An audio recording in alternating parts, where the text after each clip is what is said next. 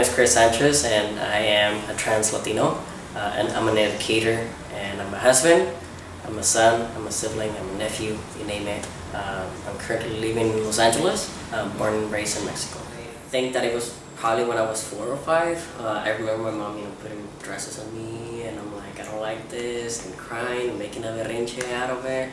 But I never had a name to it. I just went with the flow, and sometimes it was only for parties or church that I had to dress, or put a dress on.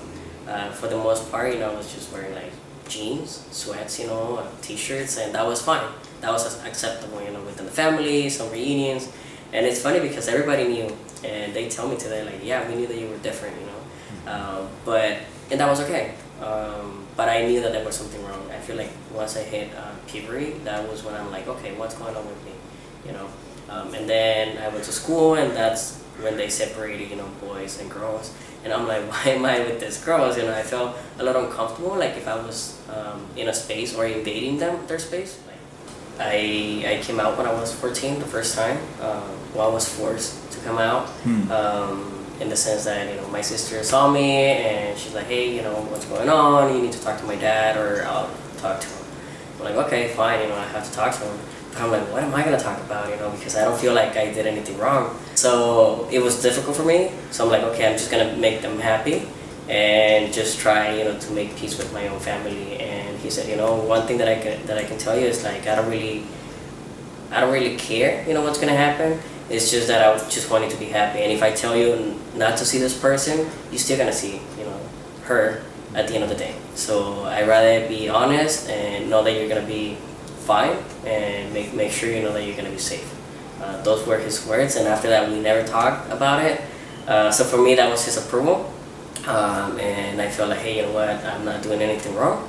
This is okay. But again, I never claimed a label. Like I never really identified myself, as a lesbian, as a gay. I just felt like I was part of the community. I was being myself, but there was something missing, something that I didn't know. For me, it's been a process, transitioning, coming out to myself, coming to my own terms of what it is to be transgender and being myself. The second one is with the society, the people that are around me and the people that are going to be meeting me, how am I going to navigate, a new job, being in a new city with new neighbors, and also the biomedical, so what are the next steps, in life, what are the things that I wanted to do. So from, it's been like about 3.5 years, almost 4 years, since I said, this is who I am, and I identify as a trans person. So over the last 4 years, almost 4 years, there's been a lot of things, a lot of changes. And the biomedical one has been the last one, because I feel like I need to be strong myself, I need to be in a good space and have the support in order to move forward, with what's next for myself.